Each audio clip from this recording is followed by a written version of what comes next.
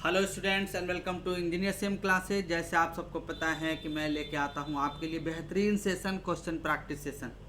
और वो आपके जो क्वेश्चंस होते हैं काफ़ी इंपॉर्टेंट क्वेश्चंस होते हैं, जो प्रीवियस ईयर PYQ यानी प्रीवियस ईयर एग्जाम में मल्टीपल टाइम क्वेश्चन पूछे रहते हैं। और मेरा सिर्फ ऑब्जेक्टिव ये है कि एक क्वेश्चन से आपका मल्टीपल कॉन्सेप्ट क्लियर हो। मैं उन क्वेश्चंस को उठाता हूँ जिससे मैक्सिमम कॉन्सेप्ट आपका कवर हो जाए। उससे अगर सवाल ट्विस्ट करके भी पूछे तो वो सेशन आपसे छूटे नहीं।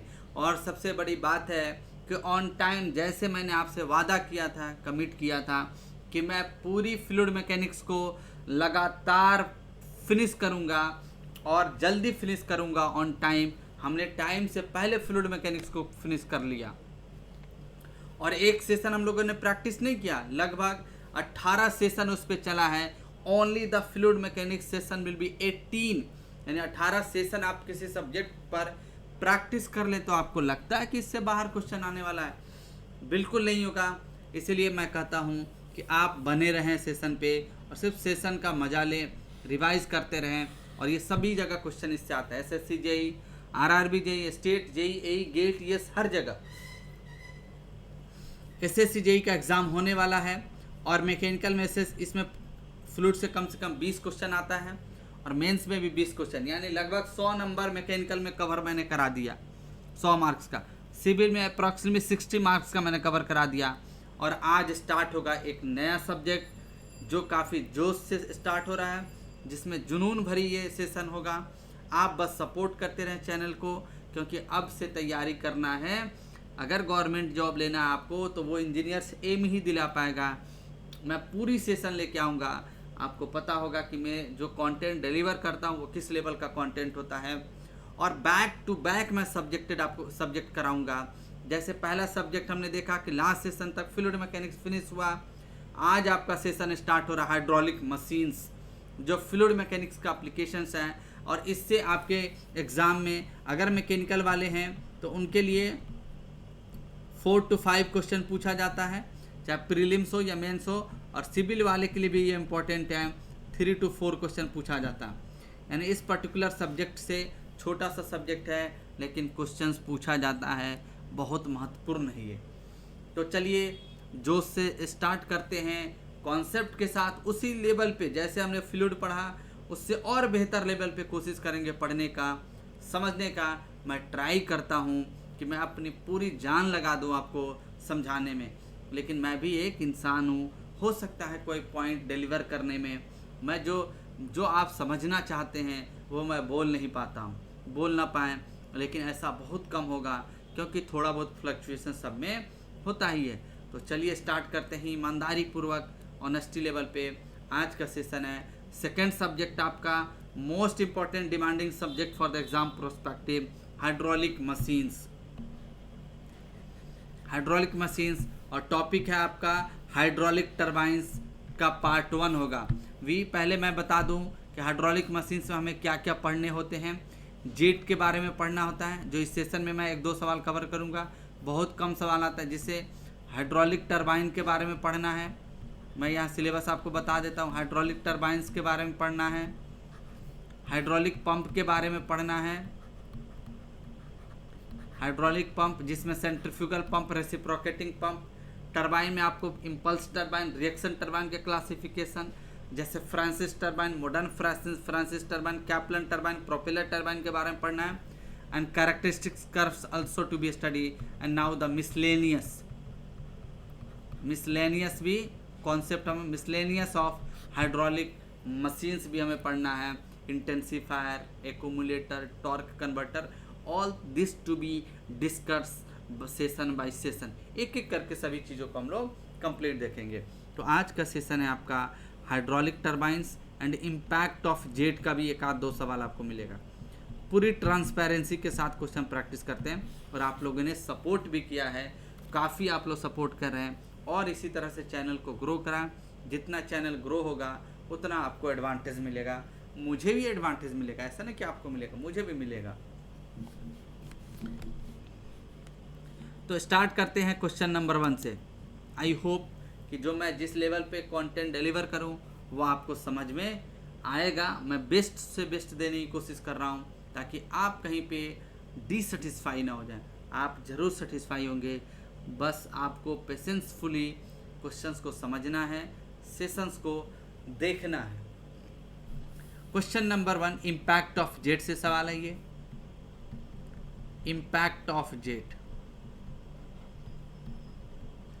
इंपॉर्टेंट सवाल है, मल्टीपल टाइम पूछा गया है। अगर इम्पैक्ट ऑफ जेट की बात करें तो दो तरह से आप पढ़ते हैं, एक स्टेशनरी प्लेट पे पढ़ते हैं और दूसरा मूविंग प्लेट होता है। कि अगर वाटर स्ट्राइक करेगा प्लेट पे तो एक प्लेट हो सकता है वो फिक्स हो, या दूसरा सेकंड केस हो सकता है वो मूविंग हो, और प्लेट हॉरिजॉन्टल हो सकता है, वर्टिकल हो सकता है, इंक्लाइंड हो सकता है। All this to be depend upon the consideration. Questions क्या कहता है, if small w is the specific weight of water. आप जानते हैं स्पेसिफिक वेट ऑफ वाटर को आप कहते हैं वेट पर यूनिट वॉल्यूम, ऐसे का इक्वेशन होता है रो इंटू जी। बेहतर तरीके से न्यूटन पर मीटर को।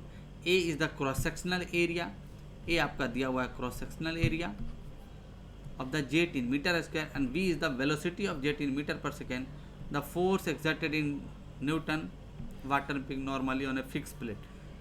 प्लेट आपका क्या फिक्स प्लेट है,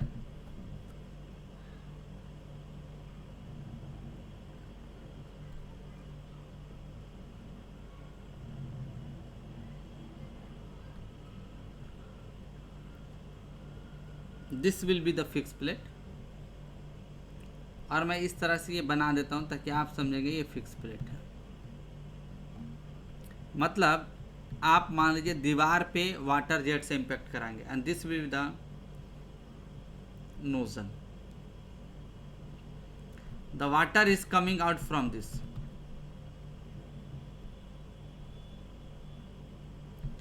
ऑफ वेलोसिटी v, और A is the cross sectional area. Water यहाँ से फ्लो हो रहा है, अब वाटर फ्लो होगा तो ये फिक्स प्लेट है, यानी मान लीजिए प्लेट की वेलोसिटी क्या है, जीरो है। जीरो मतलब स्टेशनरी और फिक्स प्लेट है, और ये जेट वी से मूव कर रहा है। अगर ये मूव कर रहा है तो जैसे वाटर स्ट्राइक करेगा तो ये डेविएट होगा।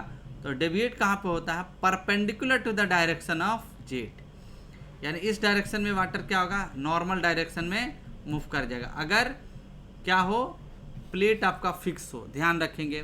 तो नॉर्मल टू द, ये भी पूछा गया, when the plate are fix and the jet are striking on the plate, the water to be disperse in which direction, मतलब वाटर किस डायरेक्शन में फैल जाएगा। तो आप कहेंगे the water to be disperse in the normal directions of the plate और in the direction of motion. ये फॉलो करता है Newton second law of motion, और F इक्वल टू होता है mass flow rate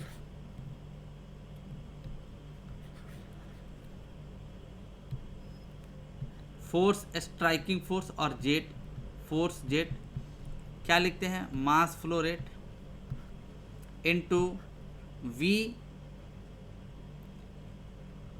jet to the V plate, ऐसे लिखते हैं। और m mass flow rate, m dot क्या आपका मास फ्लो रेट है, और मास फ्लो रेट को आप क्या लिखते हैं, रो ए वी, याद है आपको। तो यहाँ पे f इक्वल टू क्या लिख सकते हैं, rho A V into V Z क्या है, v दिया हुआ है, और स्टेशनरी प्लेट है तो वेलोसिटी जीरो, तो f इक्वल टू क्या लिखेंगे, रो ए वी स्क्वायर। अगर v के फॉर्म में दिया हो तो ये भी इक्वेशन सही है, ध्यान रखेंगे ये भी सही है। लेकिन दूसरे इक्वेशन फॉर्म में दिया तो आप अगर f इक्वल टू, मैं पूरी डेरिवेशन ही आपको बता दिया, रो ए बी स्क्वायर मैंने स्मॉल जी से मल्टीप्लाई कर दिया और स्मॉल जी से डिवाइड कर दिया। यहाँ पे हम लिख सकते हैं rho G into A B square divided by G, G से मल्टीप्लाई, और रो जी को आप क्या कहते हैं, specific weight small w। f equal to लिख सकते हैं small w A B square by G. तो ये आपका आंसर निकल जाएगा, चाहे इस फॉर्म में आंसर दे रो ए बी स्क्वायर या इस फॉर्म में आंसर दे, बोथ आर द करेक्ट। सही है। तो यहाँ पे W A B square by G आपका आंसर दिख रहा है, D will be the right answer. तो चाहे वो वेलोसिटी के रिस्पेक्ट में दे आंसर या स्पेसिफिक वेट के रिस्पेक्ट में दे answer, both are the correct.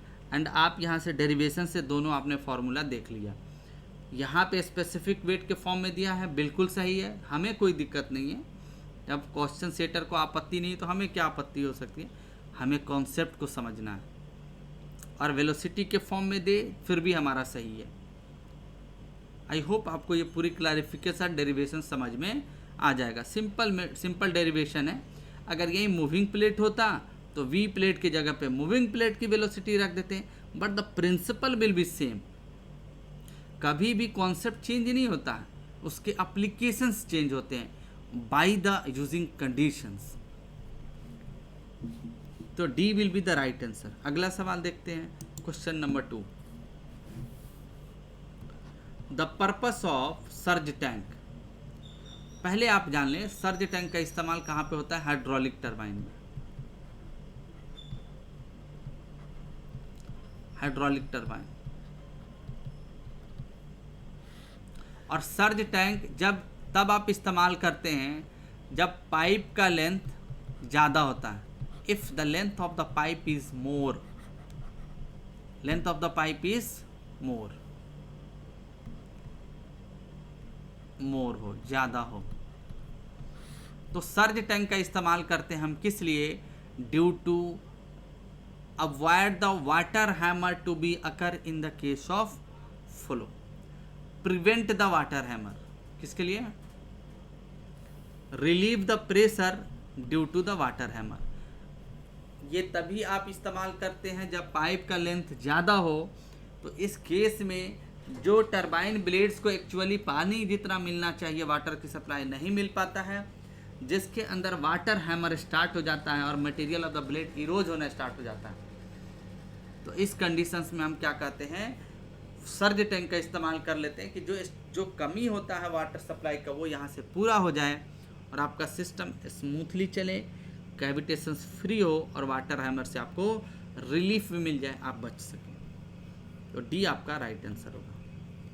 One liner सवाल है। अगला सवाल है वाटर हैमर से ही सवाल है। The valve closure is said to be gradual if the time required is close the valve. Time of closing, the time required of the closing of the valve पे ही डिपेंड करता है कि इस पे वाटर हैमर होगा या नहीं होगा। जैसे मान लीजिए कि एक वाटर टैंक है, एक वाटर टैंक है ये,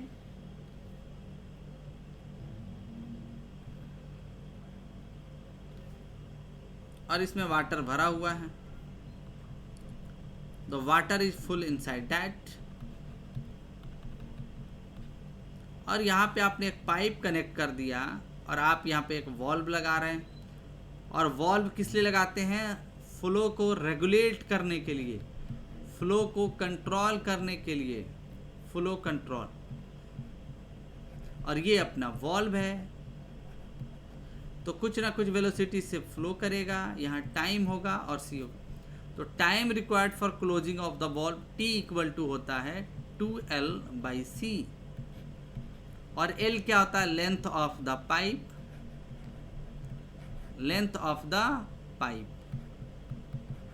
और C क्या होता है आपका, velocity of the pressure wave, जैसे कि मेंशन ऑफ प्रेशर वेव। और C इक्वल टू होता है स्क्वायर रूट ऑफ K/ρ, जहाँ K क्या है, bulk modulus of the fluid and ρ is the density of the fluid. तो इन सभी पे हम निकालते हैं। अब यहाँ दो केसेज आता है, two cases will be there. If the time required to close the valve is either greater than 2L/C, और इसका यूनिट क्या होता है, 2L/C का यूनिट सेकंड होता है। टाइम है, ऑब्वियस सी बात है सेकंड, सिर्फ 2L/C देख के गड़बड़ाना नहीं है, टाइम देख लीजिए इसका यूनिट क्या होगा, 2L/C। लेंथ का यूनिट मीटर और वेलोसिटी का यूनिट C क्या है, वेलोसिटी है, मीटर पर सेकेंड। मीटर से मीटर कैंसिल होगा तो इसका क्या बचा, सेकेंड। तो जो टाइम का यूनिट होगा ऑब्वियस सी बात है वही आएगा, क्योंकि आप कंपेयर कर रहे हैं टाइम से। तो time will be comparable with the same parameters. तो अगर t का वैल्यू ग्रेटर देन 2L/C हो जाए तो आप कहते हैं valve is gradually close. Valve gradually close हो रहा है, और ग्रेजुअली क्लोज होगा तो वाटर हैमर नहीं होगा। और if T is less than 12/C the valve is suddenly close. Valve क्या होगा आपका? सडनली क्लोज होगा। और अगर वॉल्व सडनली क्लोज होगा in that situation the water hammer to be there. सिर्फ और सिर्फ इसी कंडीशंस में वाटर हैमर डेवलप होता है, तो ये ध्यान रखेंगे। तो ग्रेजुअली क्लोज है तो 12/C is the right answer. यही अगर लेस देन रहता तो आप कहते हैं वॉल्व इज सडनली क्लोज, और that is the representation of water hammer to be there. अगला सवाल देखते हैं, question number 4। The magnitude of water hammer in the flow of a liquid through a pipe does not depend on. Magnitude of water hammer की बात की जा रही है। जैसे अभी देखा आपने, time required to close the valve T equal to, equation होता है 12/C, और T क्या आपका? Time in second. L is the length of pipe. अब आप सोच सकते हैं कितना इंपॉर्टेंट है वाटर हैमर आपके लिए, length of pipe. C is the velocity और सोनिक वेलोसिटी और wave velocity, and the value of C is equal to K by rho. K is the bulk modulus,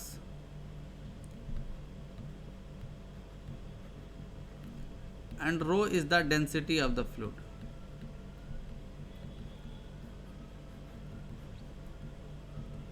रो क्या हमारा? डेंसिटी ऑफ फ्लूइड है। तो हम बोल सकते हैं इससे कि आपका जो होगा, जो वाटर हैमर होगा वो किस पे डिपेंड कर रहा है? लेंथ ऑफ पाइप पे। बिल्कुल सही है। Elastic properties of the material, ये भी सही है। Time of the closing value, ये भी सही है। क्या टेम्परेचर पे डिपेंड करेगा? बिल्कुल नहीं करेगा। तो whole fluids are to be analyse with the help of fluid mechanics when the taken as temperature to be constant, the only pressure are taken as the variable. याद रखेंगे, कंफ्यूजन नहीं होनी चाहिए। ऐसा ना टेम्परेचर की बात ही हम नहीं करते हैं फ्लूइड में, हम सिर्फ प्रेशर वेरिएशंस की बात करते हैं फ्लूइड में। तो आपका यहाँ बोल सकते हैं the C will be the right. Water hammer temperature से इंडिपेंडेंट होता है, उससे उसे कोई मतलब नहीं है। अगला सवाल देखते हैं, क्वेश्चन नंबर 5।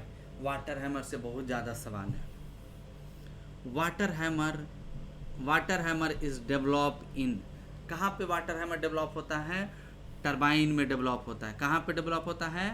टरबाइन में डेवलप होता है, और इसे सर्ज टैंक के द्वारा हम क्या करते हैं? हटाते हैं। तो C will be right answer. Water hammer turbine में ही होगा, और सर्ज टैंक क्या करता है? हेल्प करता है अवॉइड करने के लिए। अगला सवाल है question, the most probable value of speed ratio of the Kaplan turbine. पहले स्पीड रेशियो अब जान लें क्या होता है। स्पीड रेशियो को हम KU से इंडिकेट करते हैं। ये होता है U divided by square root of 2GH। 2 क्या है? U क्या है? Velocity of the blade, moving blade. H height है, और K क्या है? KU क्या? स्पीड रेशियो है। कैप्लन टरबाइन का स्पीड रेशियो सबसे ज़्यादा होता है, and the range the value is 2। Speed ratio ज़्यादा होता है क्योंकि इसकी स्पेसिफिक स्पीड ज़्यादा होता है, और हाइट क्या होता है? कम होता है। अगर हाइट कम हो तो ऑब्वियस सी बात है स्पीड क्या होगा? ज़्यादा होगा। तो आप कह सकते हैं D will be right answer. अगला सवाल देखते हैं, question number 7। Run away speed of the Pelton wheel means. Runaway अब तब इसमें यूज करते हैं जब लेंथ ऑफ पाइप स्मॉल हो। लेंथ ऑफ पाइप स्मॉल हो, और ये तब आप इस्तेमाल करते हैं जब no load speed with no governor हो। इस कंडीशंस में यहाँ पे फ्लक्चुएशंस, जहाँ length of the pipe small हो, वहाँ रनवे का इस्तेमाल करते हैं। जहाँ नो लोड स्पीड और नो गवर्नर की बात करते हैं, तो वहाँ रनवे आप इस्तेमाल करते हैं फ्लो को कंट्रोल करने के लिए। अगला सवाल है question number 8। Speed ratio of a Pelton wheel varies from. Speed ratio of the Pelton wheel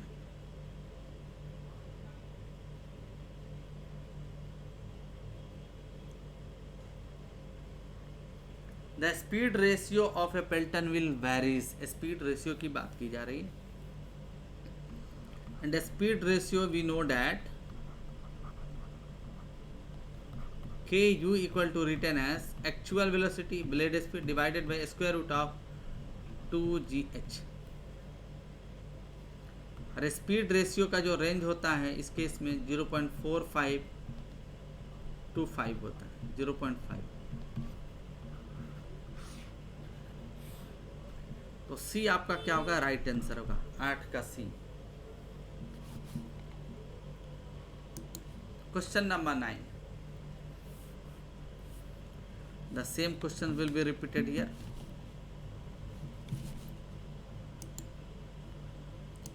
तो सेम क्वेश्चन रिपीट हो गया। तो क्वेश्चन नंबर 9 का स्पीड रेशियो पेल्टन व्हील का क्या हो जाएगा, 0.545। तो रेंज याद रखेंगे, डेटा से क्वेश्चन बहुत पूछा जाता है टरबाइन में। अगला क्वेश्चन है question number 10, which one of the following needs maximum head. अब जानते हैं टरबाइन को अलग अलग पैरामीटर्स के बेसिस पे class, turbines to be classified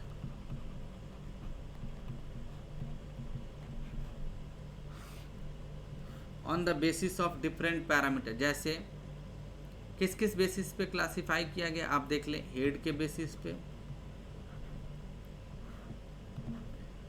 discharge के बेसिस पे,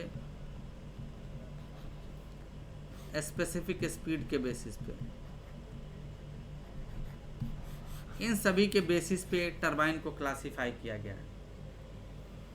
मैक्स पेल्टन व्हील को कहा जाता है, पेल्टन व्हील को कहा जाता है impulse turbine.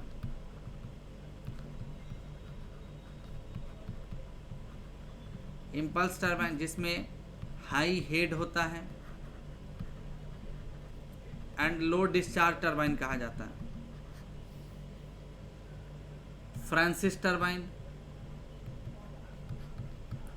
Medium head and medium specific speed.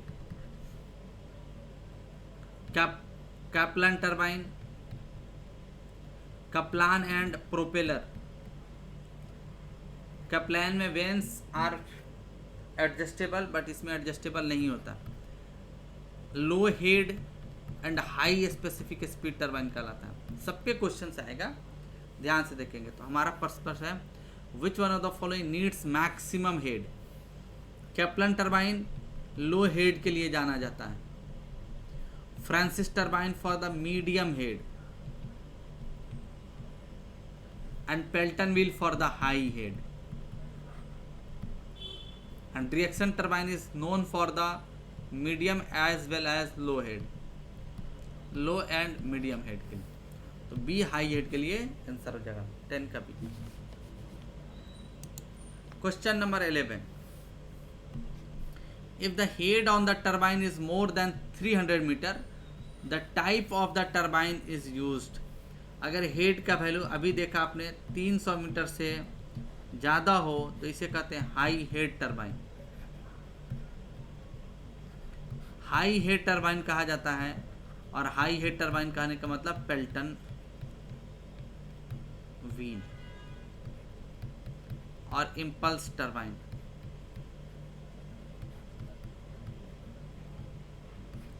बात समझ में आ गया होगा आपको, और भी क्वेश्चंस आएंगे। Pelton will be the right answer. Kaplan propeller low head कहलाता है, फ्रांसिस मीडियम हेड टरबाइन। अगला सवाल है question number 12, the main characteristics curve of the turbine means. जो मेन कैरेक्टरिस्टिक्स कर्व टरबाइन का होता है वो किसके वर्सेस होता है, हेड और स्पीड के बेसिस पे, हेड और स्पीड के बेसिस पे। तो यहाँ पे आप कहेंगे कर्व एट कांस्टेंट हेड, यानी जो मेन कैरेक्टरिस्टिक्स कर्व होता है वो हेड और स्पीड के बेसिस पे होता है, और यहाँ पे वो हेड कहलाता है कांस्टेंट हेड। तो C will be the right answer, याद रखेंगे, मेन कहलाता है। अगला क्वेश्चन है question number 13, impulse turbine work on the principle of Newton second law of motion. आप कहते हैं ना, the net force acting mathematically is equal to mass into acceleration, और एफ नेट इक्वल टू, अगर इम्पल्स टरबाइन की आप बातें निकालते हैं तो क्या करता है इक्वेशन, रो क्यू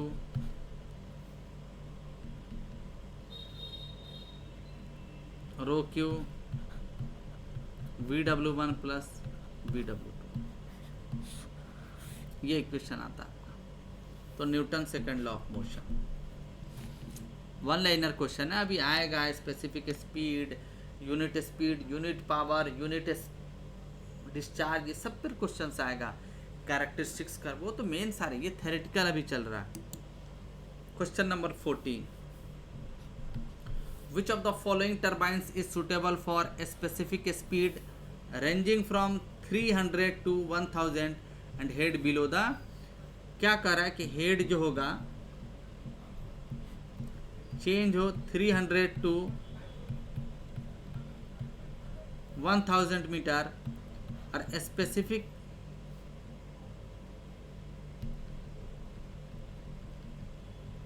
हेड जो है यहाँ पे दे रहा है 30 मीटर बिलो, यानी 30 मीटर से कम हो, यानी h लेस देन 30 मीटर हो, और स्पेसिफिक स्पीड जिसे हम ns से इंडिकेट करते हैं, ये ग्रेटर देन हो या रेंज हो 3 to 1000 RPM। तो इस तरह का टरबाइन कहाँ पे इस्तेमाल करते हैं आप जानते हैं। कैप्लन टरबाइन एक ऐसा टरबाइन है जिसका हेड लेस देन 30 होता है and speed, specific speed is more. तो कैप्लन एंड प्रोपेलर दोनों होता है, but Kaplan is generally use, अगर दोनों आंसर दिया है तो कैप्लन के साथ जाएंगे। Kaplan turbine is known as low head and high specific speed turbine. तो आपने देखा कि हमने सिर्फ थ्योरेटिकल क्लासिफिकेशंस बेसिक क्वेश्चंस उठाया। इस पे कम से कम मैं 6 प्रैक्टिस सेशन सिर्फ टरबाइन पे कराऊंगा, यानी लगभग 60 से 70 क्वेश्चन मैं टरबाइन पे कराऊंगा। और आप, ये मेरा वादा है, एक भी सवाल टरबाइन का अगर 2 सवाल आपसे पूछा जाए तो मजाल नहीं हो कि बाहर आए। आप बस जैसे फ्लूइड में आपने प्रैक्टिस किया, आप सेशन पे बने रहेंगे, सेशन को लाइक करेंगे, चैनल को आगे बढ़ाएंगे, नए व्यूवर्स चैनल को सब्सक्राइब करेंगे। फिर मिलते हैं हाइड्रोलिक टरबाइंस के पार्ट 2 में। तब तक के लिए थैंक यू फॉर वाचिंग। आप स्वस्थ रहें, तैयारी करते रहें, अपने गोल को अचीव करें, ऑनेस्ट रहें अपने साथ भी, दूसरे के साथ भी, और पेरेंट्स का रिस्पेक्ट करते रहें। फिर मिलते हैं नए सेशन में, तब तक के लिए थैंक यू।